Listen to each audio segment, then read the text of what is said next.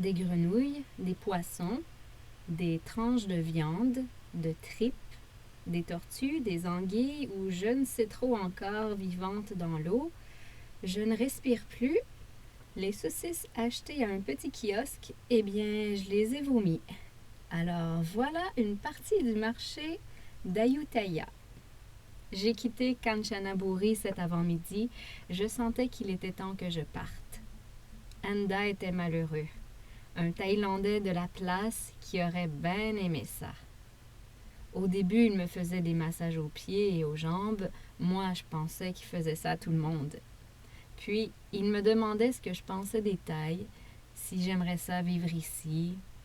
Il était bien gentil quand même. Moi, je le repoussais. Je ne voulais rien savoir et il savait que j'avais un chum. Et je n'avais pas vraiment le choix de le repousser. Mais à présent, je me sens un peu mal. Qu'est-ce que je pouvais faire d'autre de toute façon? Je sais bien de toute façon que je n'étais pas la première et que la prochaine blanche aux yeux bleus va faire en sorte que je ne serai pas la dernière. Alors tant mieux pour lui. Il y avait un Suisse au même guest house que moi, toujours à Kanchanaburi, que je croisais juste comme ça et je lui faisais un signe de tête. Il avait l'air d'un grand voyageur mature et indépendant, le genre de personne qui, juste à cause de ce qu'il dégage, me fait sentir inférieure. En tout cas, il avait l'air bien gentil et le dernier matin, on s'est mis à jaser un peu. Je lui montrais où je songeais aller et on ne trouvait pas une ville dans mon livre. Il a dit qu'il l'avait dans le sien et m'a proposé de me montrer. J'ai dit OK et il m'a dit « Alors viens, on va aller dans ma chambre. » En anglais, bien sûr. Et là, la façon qu'il l'a dit, ça a bugué dans ma tête. J'ai gardé mon sac sur mes épaules et après 10 minutes, il m'a dit de l'enlever. Non, je suis correcte. Et là, quand je me suis levée, il m'a dit de revenir m'asseoir. Non, j'ai besoin d'air frais.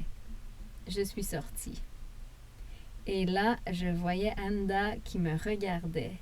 Il m'avait demandé où j'allais et mettons que je suis restée un bon petit bout dans la chambre.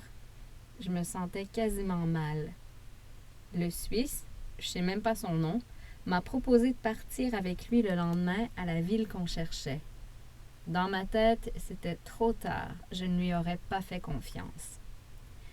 Je ne saurais jamais au fond s'il avait d'autres intentions que de seulement être sympathique.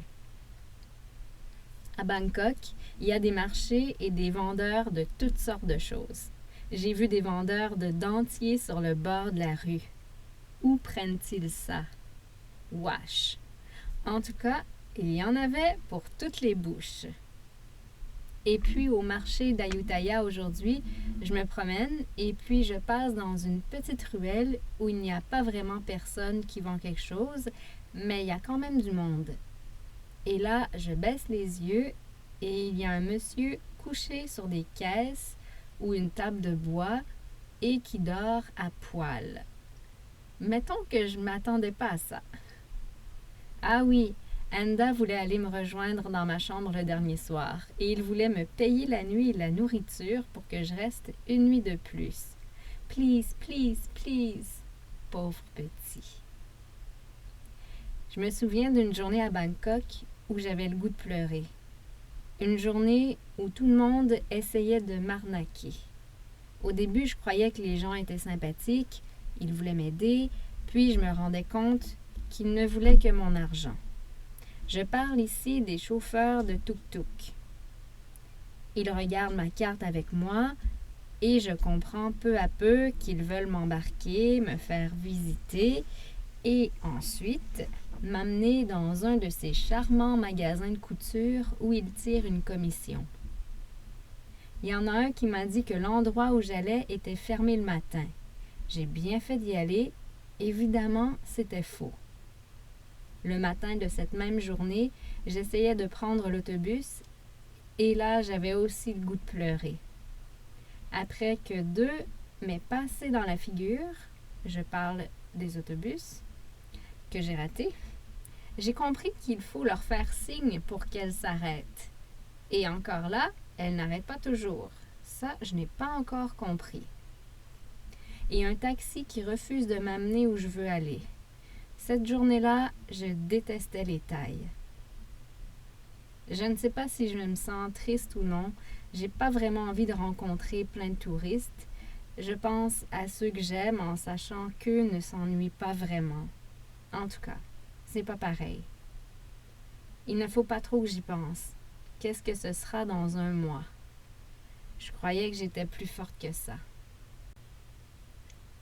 Petite note, 20 ans plus tard, je sais très bien qu'on dit un autobus et non pas une autobus. Mais étant donné que je viens de Sherbrooke, là-bas, on disait « je vais rater la bus ». Donc, à Sherbrooke, c'était un nom féminin.